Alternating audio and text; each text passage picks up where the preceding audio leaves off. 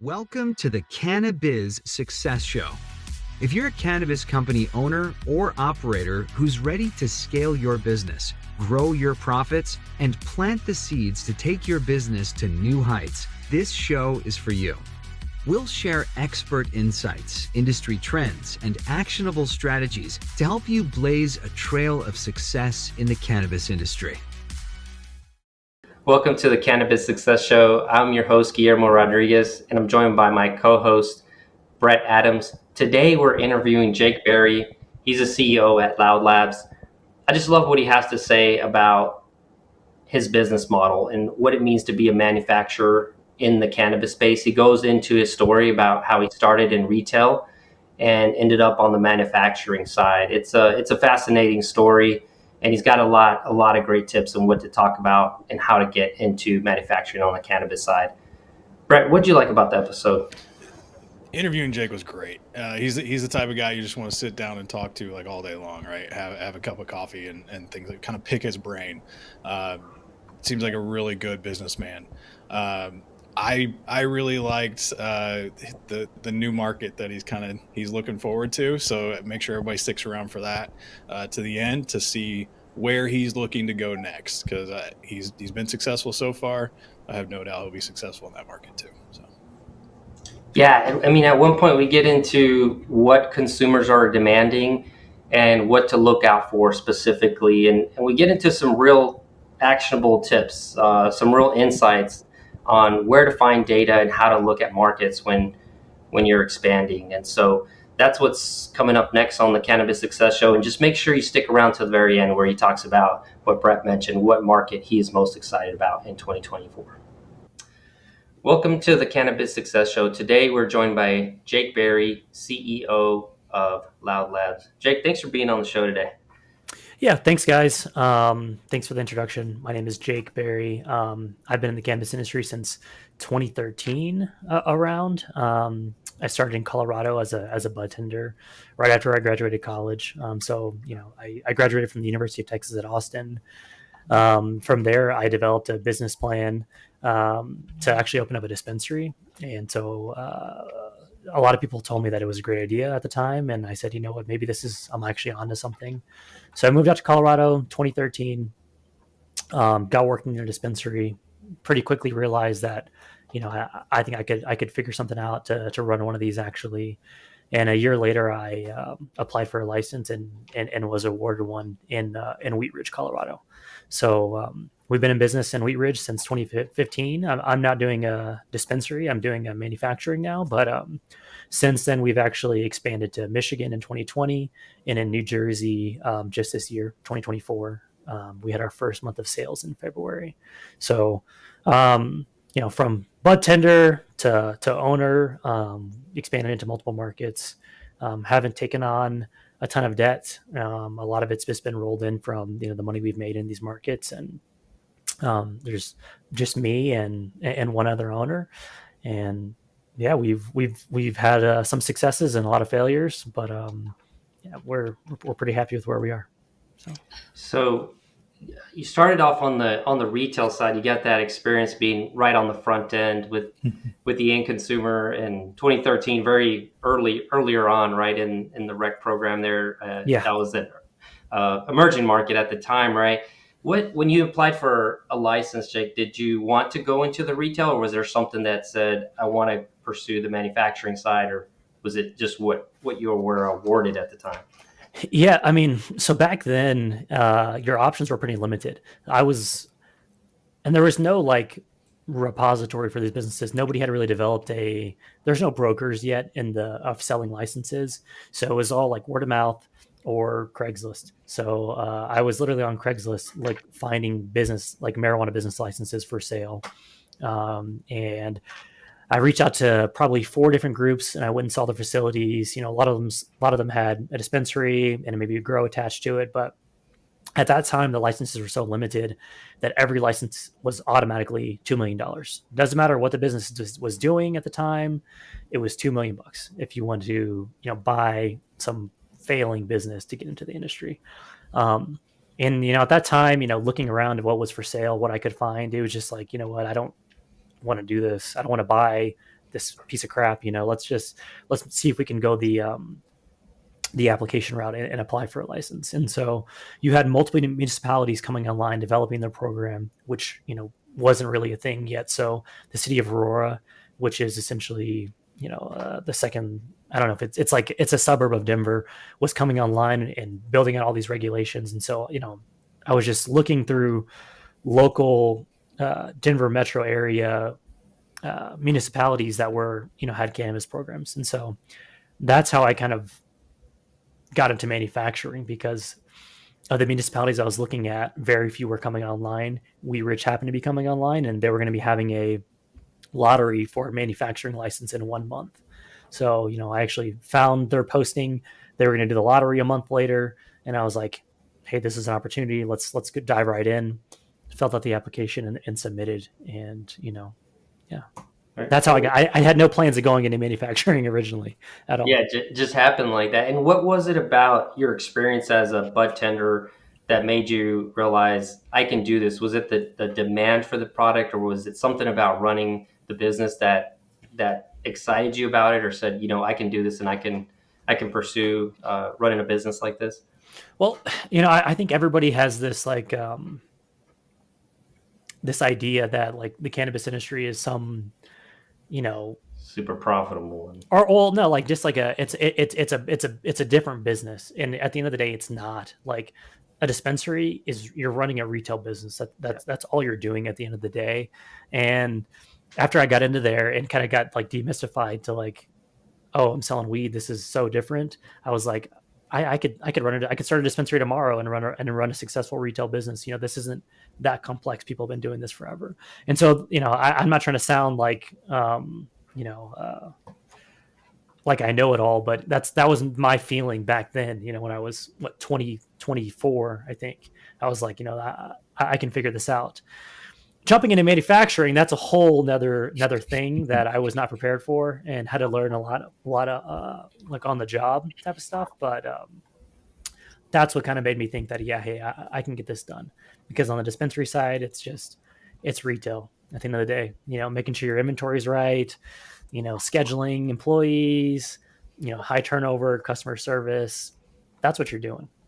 Yeah. So there's a lot of cool things on the retail side that you can do with data analytics and things like that, because especially with the amount of regulation and the amount of tracking and stuff like that you have to do from a regulatory perspective, you have at your hands more data than most retailers could ever hope to have. So yeah, but just thinking about the dispensary side of things as a retail operation, that to me is that's basic, right? Like that's the first step people need to take when they're going into this kind of thing. It's like, come on guys, like you are selling products to a consumer. They're price sensitive in some cases, and so we need to, who's your consumer in your area, exactly. And yeah, all that data that did not exist 10 years ago. Whenever I was in the industry, there was no data. I mean, we were still doing, mailers. You were advertising in the very few publications that you could print media wise to get customers in. I mean, your options were pretty limited. You have a lot more. There's a lot more to it now than there was back then, is what I will say. Yeah. So you mentioned earlier you built this without debt. Was that a conscious decision, or without a lot of debt anyways? Was that a conscious decision that you guys made? And what was the offset of that? Was it just slower growth, or how did that kind of play out? Yeah. I mean, I worked with one individual angel investor for the original loan for the business. And, the biggest thing I didn't want to do is give away equity. So, still today, I am the majority owner of the company. I said there's only me and one other business partner for all entities. And, I wanted to be able to make the decisions and steer the ship myself, really. Back then, which I think it's still true now, everybody was kind of pooling their money together. So the average license in Denver and Colorado at that time, you had about 8 to 10 owners on average. Because people pulled their cash together, and, a lot of those guys are not in business anymore, just because they've sold. There's, too many chiefs, trying to steer the ship here, and that's what I kind of wanted to get away from. So that was the biggest reason, and also back then, I mean, I've looked into a lot of different financing options, and the rates are insanely high. I mean, I've been quoted up to 30% on borrowing, and it's like, I don't need to do that. But I've been fortunate enough to have, that investor who kind of believed in the business, believed in me, believed in, what we could do and achieve. And so I haven't had to go out and go back and borrow more money, or, bring in somebody else that has cash and whatnot. So, and yeah, it's been slower growth. We haven't been we weren't our approach was different than the Medmans of the world. You know what I mean? So many of these cannabis businesses that are growing don't have sound fundamentals, aren't actually making any money. I mean, I still don't know that many cannabis companies that are making money, that are profitable. It's pretty rare to find one. And so, that was kind of the whole idea, was like, let's just build let's build a business, and scale it that way slowly.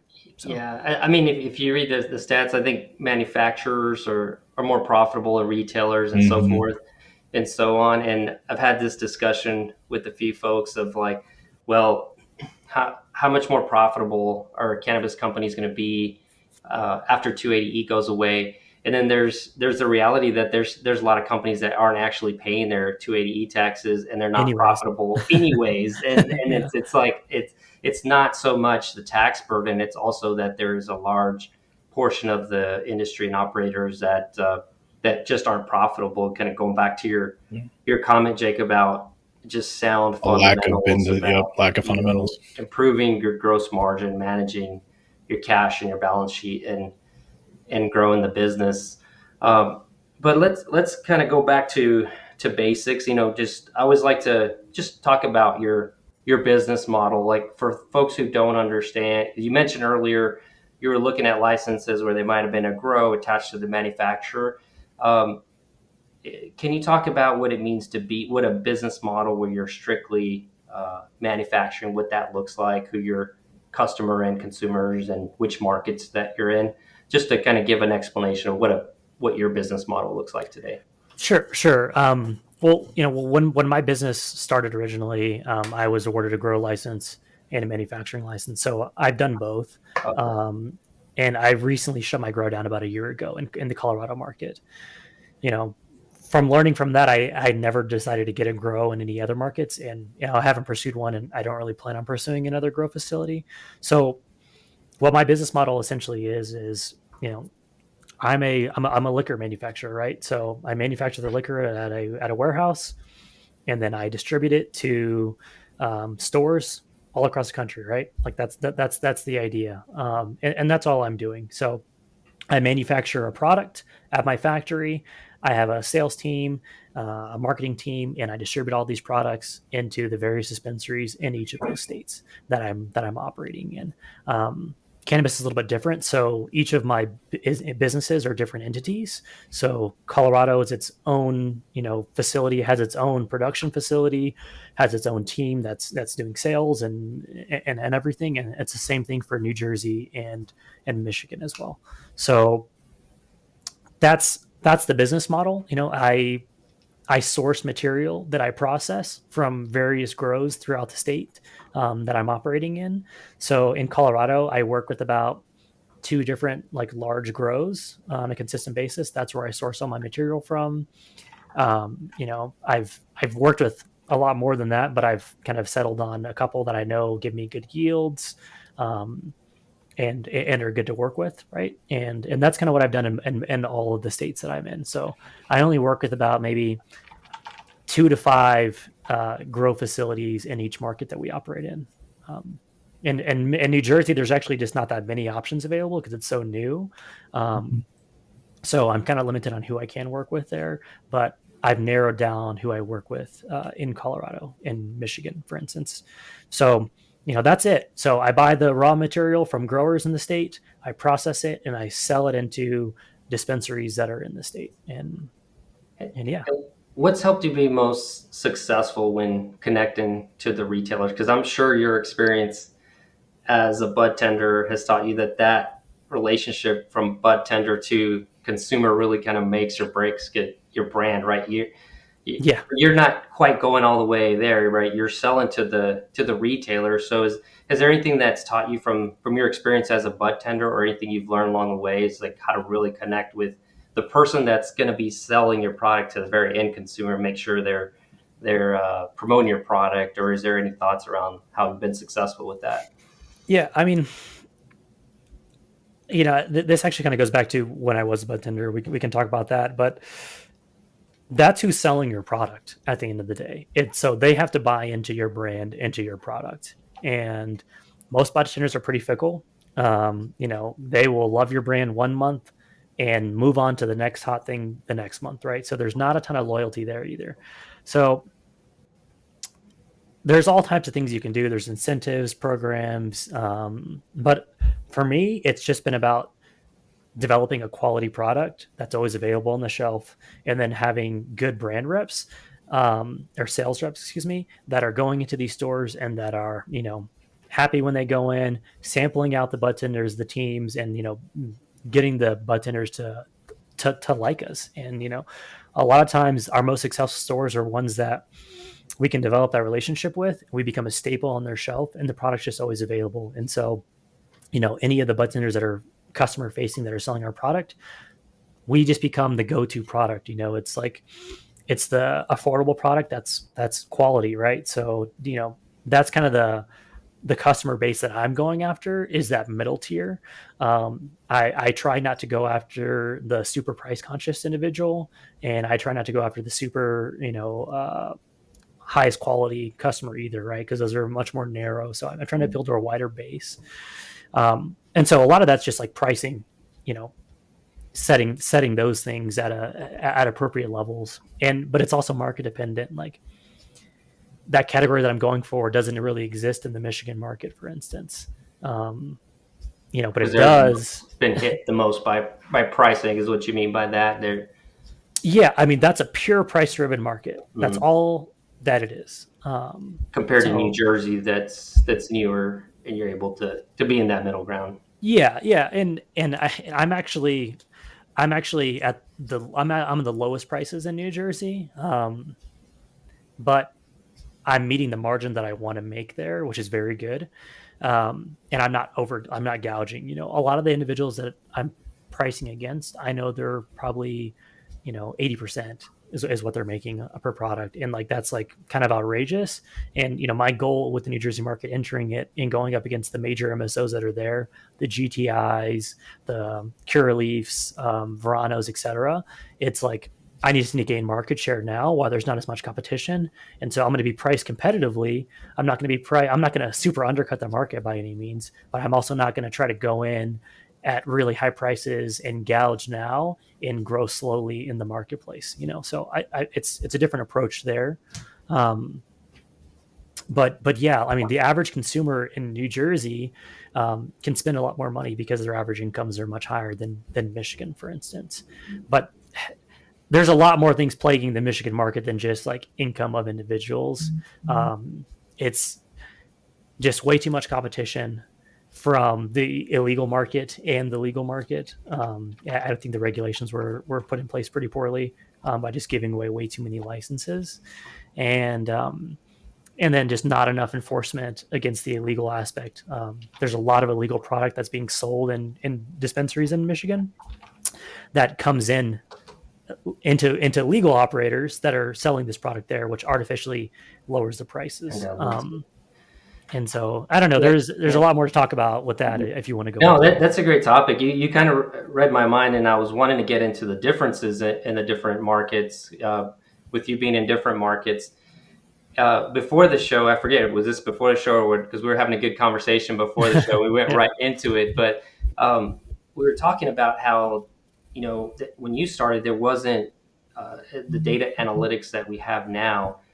How have you used data to help you with pricing? And the other thing I want to get to is which categories are you in, and how have you seen pricing within the different categories? And has that been part of your success of being in that middle ground and being able to price in that middle ground? Has that had to do with your brand, or more of the form factors that you feel like you're competing in there?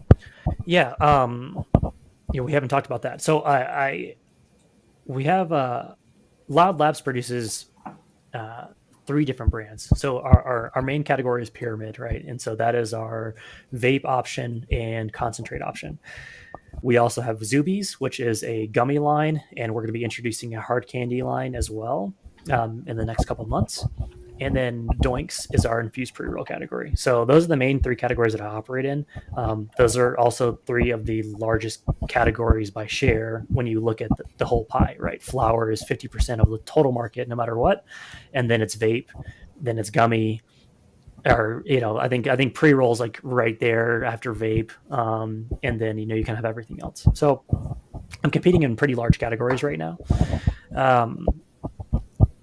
Certain things have done well, like for instance my pre-rolls are pretty innovative. They're different, and so that's what's gotten me into a lot of different dispensaries and had good shelf share, and they're at good prices, right? They're not overpriced, not underpriced, and so that's been effective. Some categories are purely commodities, though, and that's really what the gummy category is. It's a commodity based product, is what it's turned into, unfortunately. We spend a lot of money and time developing a good gummy. It's a variety pack. It's different. You have 5 different flavors in your pack, but it doesn't matter, especially in like a market like Michigan, where it's pure price based. Like there are 200 milligram packs in Michigan, which is different than most markets.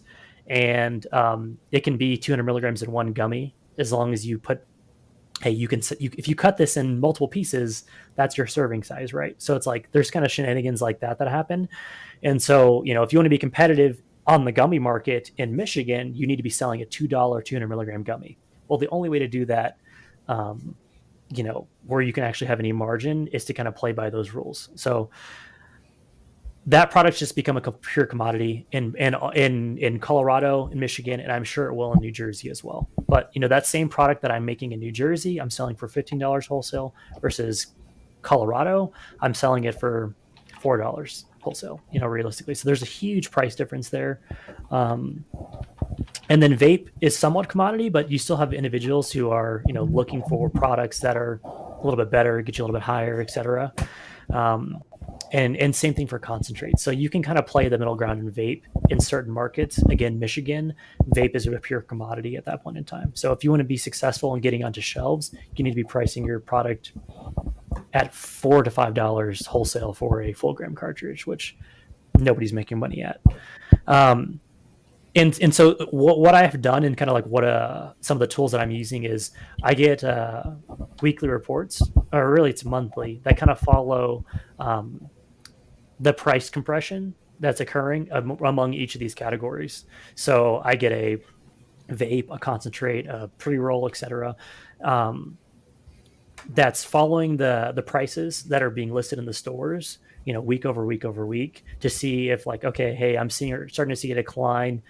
Pre-rolls are lowering by $1 consistently every single month. So we're seeing more price compression. Like, let's reassess our pricing sooner than later, so that we don't get stuck where, the dispensary just stops buying our product because it's too expensive, because too many people have come in and undercut us. So you kind of need to get ahead of that before it changes on you and you get kicked off the shelf.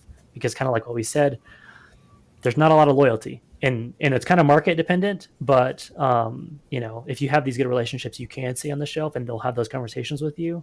But a lot of times it's just, hey, here's this new thing, it's cheaper, I'm buying it, and they stop buying your product, right? So if you can kind of get ahead of that, you can stay on the shelf and continue to gain market share. Yeah. And I mean, you were at the last conference we were at, and I mean, this is a conversation. We were at MJ Unpacked, and it's like, are the retailers training the consumers to buy for cheaper? And is that your take? How much of this will start to go away as you see like maybe more consolidation in the industry or some changes? And how much of this is just the cannabis consumer, right?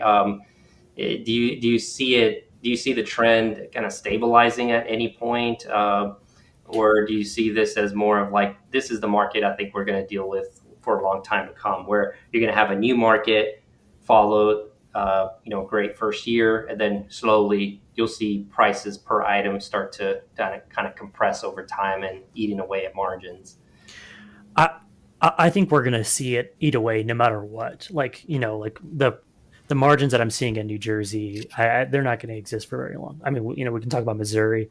I don't think Missouri has much time left before the bottom falls out. I think that's probably going to happen in the next 6 to 9 months in Missouri, and I think that market's only a year old at this point. So, typically, what I've seen now is new markets. You can get 2 good years, and then the prices are going to drop out, especially in these open markets, right? Like Illinois, everybody's still making good money there because there's less competition. And people are making good margins, and they're actually profitable and making money. And places like Michigan, there's no profit margin and you're not making any money, but a lot of that is driven by the licensing, and also by out-of-state visitors, because what you're still seeing is like national legalization hasn't occurred yet completely. So if you go to any border town, or even all the way up into Detroit in Michigan, for instance, the majority of the individuals that they're seeing don't have Michigan licenses, right? They're coming from as far down as like Alabama, like the deep South, where marijuana isn't legal yet. So what you're having is consumers there that are, I would call them dealers realistically. They're coming up to Michigan, they're buying as much product as they possibly can, going all across the state to as many dispensaries as they can, stocking up, taking it back to Alabama, and then selling it to everybody there, right? So like now your plug is no longer some dude that you don't really know. Your plug is the dispensaries in the cheapest possible market, which is Michigan now.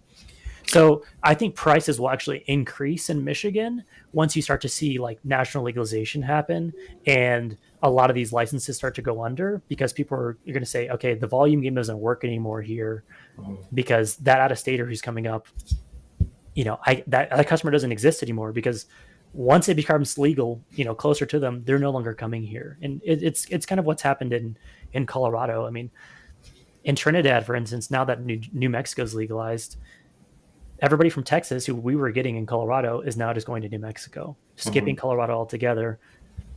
The town of Trinidad had maybe a population of like 10,000 people, and they had 20 dispensaries. All those guys are going out of business because their customer base is gone now, and I think what you'll start to see is, and that's happening all across Colorado, licenses are growing under, prices are going to start to increase, right? So it's kind of a supply and demand thing. Yeah. And it's do you see? Go ahead, Brett. So I was just going to ask, so do you see, is there any, you mentioned the regulations and stuff like that in Michigan aren't helping, right? And the way that they're doing the licenses, do you see any value to joining something like a state trade society, or, and having them help lobby on your behalf for those retailers?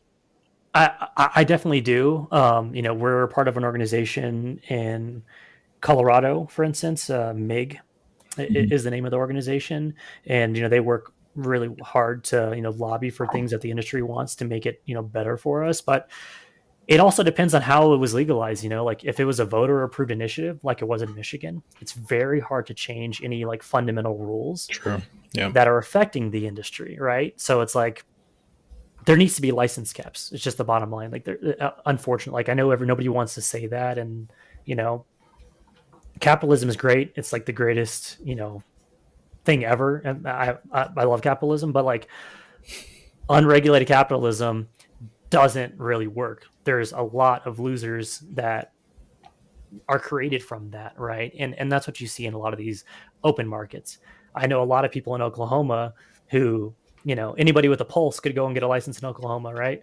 How many of those people, invested a lot of money and are no longer in business and have lost their full nest egg? So there's a lot of busts. There's more busts than, wins that happen in those types of markets. And that's what's happened. And it takes a long time for that to even out. So, Yeah, you mentioned MIG in Colorado. We have MoCan here in Missouri. Those guys are fantastic to work with. Anders is a member of that society, so we attend events with those guys quite a bit. So yeah, and I mean, I think it's beneficial. It's also just beneficial just for the camaraderie you can get in like meeting new individuals in the industry and kind of growing your network. That's important. I'm really bad at networking. That's why I'm on your guys' show. I don't know anybody who's really good at it, to be honest, right? I'm low key. I've been low key since I've started this whole thing. Like, if you go to Colorado and you ask who I am, nobody's gonna know, because I don't put myself out there like that. But I'm trying to change that because I'm trying to grow and get into more into more states and more markets, and so yeah, I'm having to play that part. And yeah, these organizations are great for that. We just joined. I can't remember the organization's name in New Jersey, but it's another trade group, and yeah, it's working with regulators but you have to have regulators that are willing to listen and like want to change things, and so, and I think that's a very hard thing too. It's like a lot of these guys don't really care at the end of the day too. So yeah, that's a good segue into talking about kind of summarizing what markets you're in and where you're looking to go over the next couple of years. But before that, I wanted to say, yeah, anecdotally, I could tell you that is happening, to your point earlier, that if you're in another state without a rec market, like I know my chiropractor here in Texas she would go to Colorado because she has a son in Colorado and come back with $10,000-$20,000 worth of product. And so those average basket sizes are like gargantuous, She's kind of throwing it off, and it makes it, from the financial side of things, difficult to forecast, right? Where you're going financially if you can't really predict that stream of revenue. But there's certainly macro factors that you could look at, is that you could look at a map, the status of where certain states are going with their rec program, the likelihood and how that's going to impact you and how fast they're going to get rolled out, right? So all those things have to be considered when you're thinking about your future and planning financially for your business. For sure. And I mean, that's the stuff that I look at, when I looked at New Jersey, I said, okay, I mean, it's a great market. Pennsylvania right next to it, super, super large population base, right? And there's nowhere they can go currently, right? So Philadelphia, for instance, is our best stores in the New Jersey market are the suburbs of Philadelphia, right across the border. Those stores are doing massive numbers right now. But once Pennsylvania legalizes, they're going to become just like any other dispensary, right? So the value in the dispensary is the border stores. Like if I was going to buy a dispensary anywhere, put a dispensary, I'm going to the border, make my money while I can, and then it depends on what you want to do, right? Do you want to sell while you can, while it's high, or do you want to actually make a business out of this? Because I mean, those aren't businesses. Those are those are cash cows that are going to disappear when legalization, happens. So it's like, do you want to expand and have more dispensaries in that market? And just, do you want to run a business? Most people don't, it's not very fun. So. Yeah.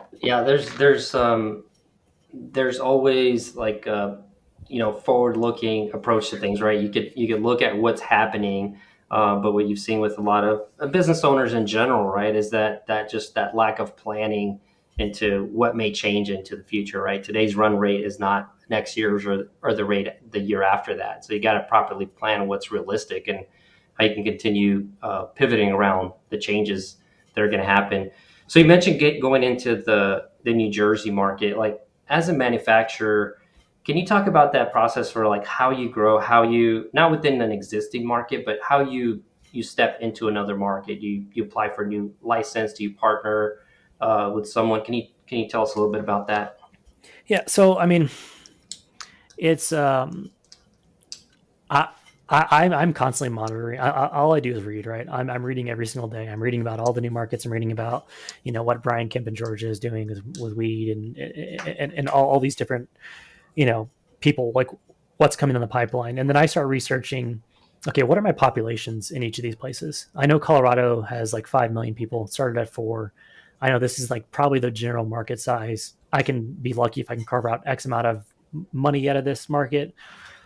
And that's how I pick. Like, I'm probably not going to go and spend the money to develop a business in a state like South Dakota where there's sub 1 million people or whatever it is. I'm looking for a sweet spot of like 4 million plus. And then I start to look at like average incomes and things of that nature. And that's how I kind of pick and choose and see what the laws are and how that looks and how easy is it going to be to actually like get a license, those sorts of things. But that process from me picking a state and launching in that state, it's a minimum 2 years to launch. Like that's just how long it takes. You can say it's going to happen quicker. 2 years is like the fastest. That's the fastest I've done it. And so I've done 2 states now. Colorado, actually Michigan and New Jersey are my new states. They both took me 2 years from I'm going to go out there and start looking for property and like I'm going to apply for this license to operational. So, what I do the research. I find, I have my target. I'm going after this. I'm going to start a business here.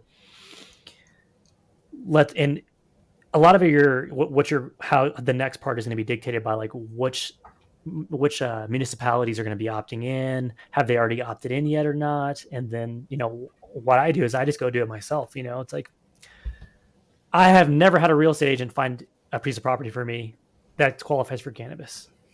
It's just not going to work for you realistically.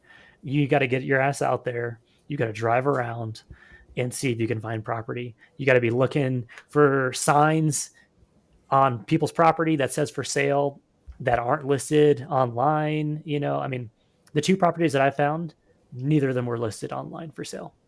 I had to like find them myself. And like look at the map and say, hey, this actually is going to qualify. I think, let me call this guy, see if I can work out a deal, those types of things. So that's how I've done it. I'm not saying it's right. I know a lot of people don't do it that way, but that's what's been successful for me. So what markets do you have your eye on as like up next? Like which ones are you excited about? I don't know if I'm going to start from scratch again. I told you 2 years. It's a long process. And it's hard to do when you're on your own, like I said, I consider myself a small company. I'm in office every single day. I'm not going in and doing anything else really. So I don't know if I'm going to go and apply for a license from the ground. I might. I don't know. It's actually really fun. Never say never. Yeah, honestly, that's what I enjoy doing the most now is that part of it. But it's also a ton of work. But I think the best markets are going to be.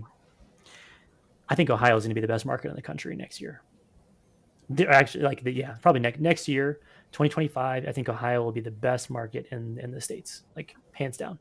I think Illinois is going to remain there, which in Illinois is not really possible to get into. But I want to be in Ohio. So that's kind of what I have my eyes on right now. And if I can continue to do well in New Jersey this year, I'm going to be looking to acquire a license in Ohio and launch there. It's a limited license. You just said you didn't want to do the license thing. Now you're going back. No, I want to buy a license, or get there. I don't want to start from scratch. I don't want to go and find a damn price property, build it out, and wait along. It's also really risky, right? I mean, 100%. Now then you have your money tied up in real estate, especially commercial real estate, in probably the markets and stuff like that you're looking. It's probably not going to move quickly. So that your money then is not liquid, and trying to get that sold, you may end up having to take a loss on that at some point if you want to get out quickly. Yeah. So that's I understand the risk involved for sure. It's also hard to most people rent in the cannabis industry, and if you're wanting to go and start a license from scratch somewhere, it's really hard to go and start a license somewhere if you're not going to buy the property and you don't have the cash to buy it and then sit on it and pay the property taxes while things happen. Our facility in New Jersey was ready to launch in May of last year. They didn't give us our license until January. So that entire time I was just paying for a property that was completely empty. It was fully built out. The whole thing was done, so all that money was tied up there. But no, I think Ohio is very attractive. I don't plan on going anywhere west. I think the West is completely played out and done. The only way you can go in there is if you have a boatload of cash, and I don't think you'll see major movement happening in the West until national legalization happens and you have, big money coming into the market and big buying pharma and people stuff like that. Yeah. and building brands.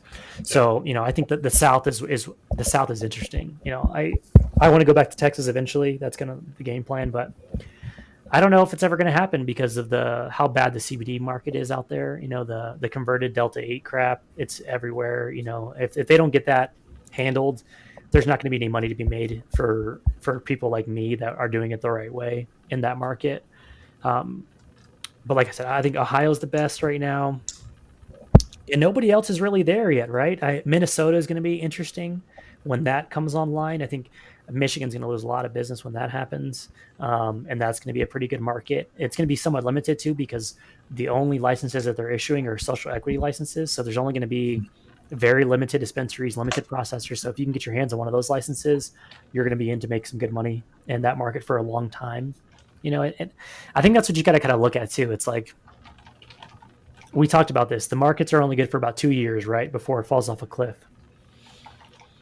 It'll stay good and you can stay profitable if there's somewhat limited licenses, right? That's kind of what you got to look out for. And so I think those two markets are the most interesting and those are the sexiest markets right now over the next year that I'm looking at. So. Yeah, that's great information to share. When we were in New Jersey, that's where we met you and your dad there is, we had so many people stop by and talk to us and saying, yeah, we're about 6 months away. We're about pre-revenue. We're about 6 months away. Some were saying, oh, we're about a year away. And but you also shared how long it takes to even get to the license piece. So you have a couple of years where you're applying for your license and then you have the period where you may have the land, but you're not ready to go. And so there's all those costs. And then you have the first couple of years of the business that pricing is pretty healthy, whether at the commodity price or at the retail side. And then you have the compression happening a couple of years after that. And so there's numbers you can put to all that, right? And just determine like where exactly do you need to be to make your business profitable, to grow, and to have a plan to keep moving forward. So I think just sharing those kind of experiences, you may not have the exact numbers, but to help others like look out to, hey, this is what to look out for when you're starting a business. Has there been anything you shared how you research, the market, the consumer, where you're headed? Has there been anything that's, in terms of a data source that's been particularly helpful for you? Would this be like the BDSAs of the world, or where does one look to just really get familiar to how markets are performing that's helped you, or has it been a multitude of things? I mean, it's been a multitude of things. I mean, I've looked at the BDSAs, the headsets, and a lot of times I just don't find the data to be that accurate, to be completely honest with you. I mean, it's accurate. They tie it back to like the actual revenues that are being posted by the state. So that's accurate. But like a lot of times the actual brand mix that they're putting out there is not close to accurate at all, because they only have access to, 25% of the dispensaries in the market, right? So like they don't really know what's actually happening in the 75%. So what I found, the best tool that I've found so far has been Pistol and Alpine IQ.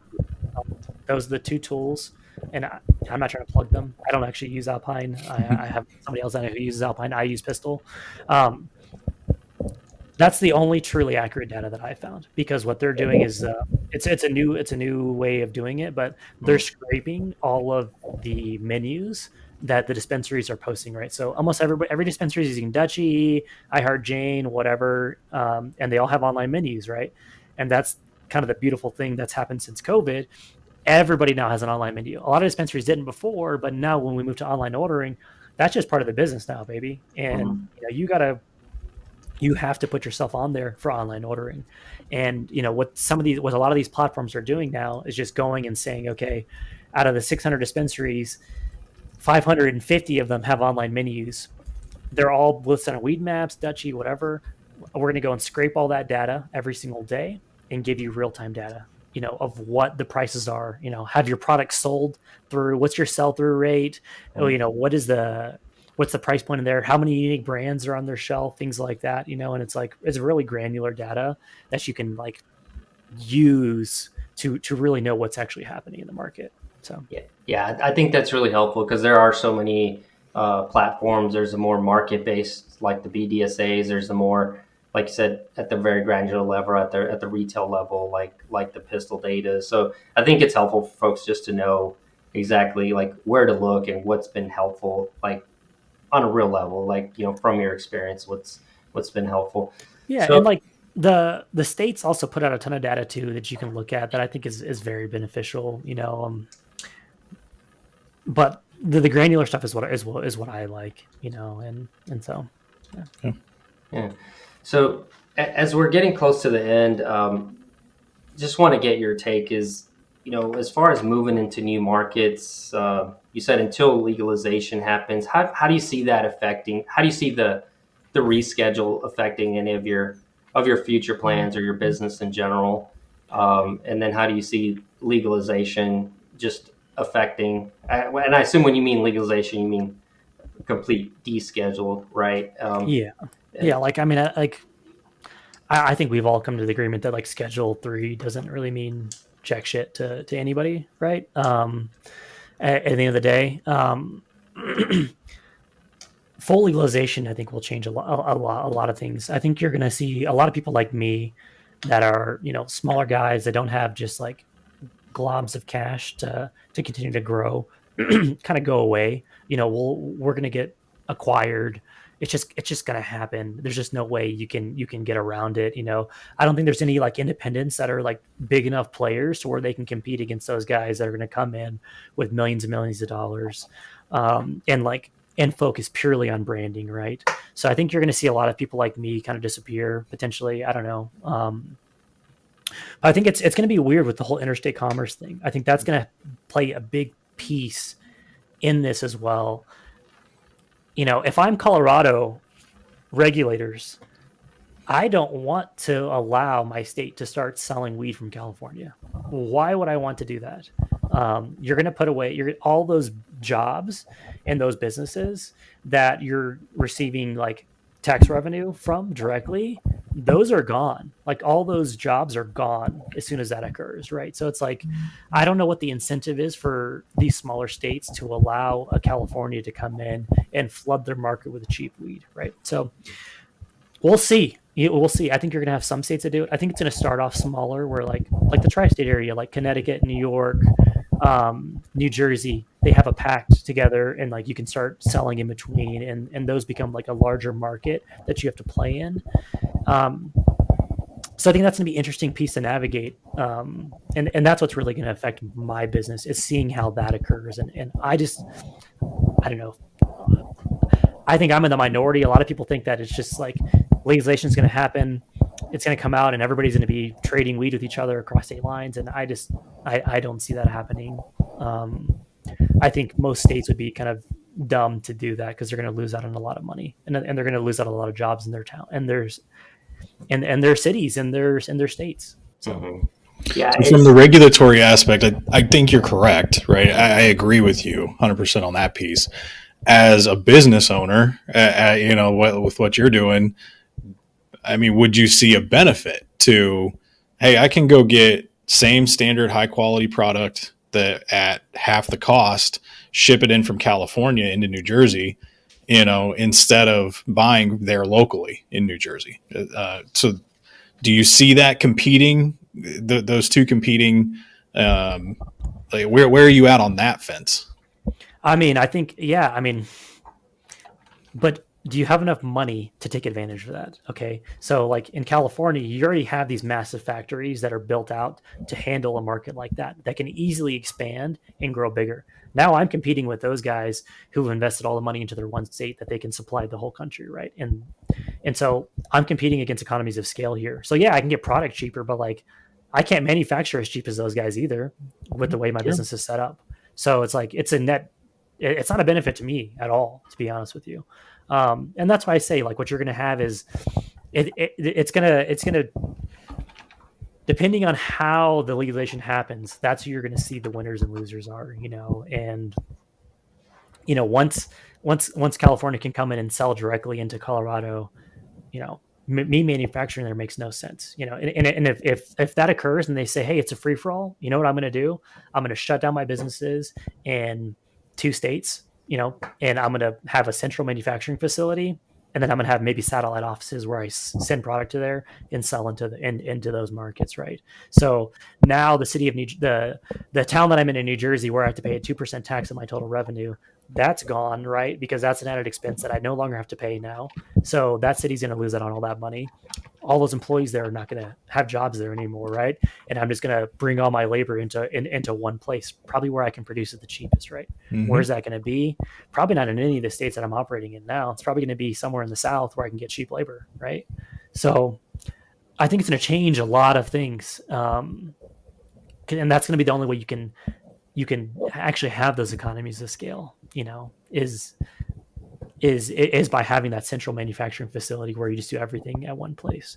And so I don't know, man. I mean, a lot of people are looking forward to it, but I kind of look at it as, I'm like, yeah, you guys aren't thinking about all the waterfall effects that are going to happen from what you want to happen. You know, you want all these states to be trading with each other.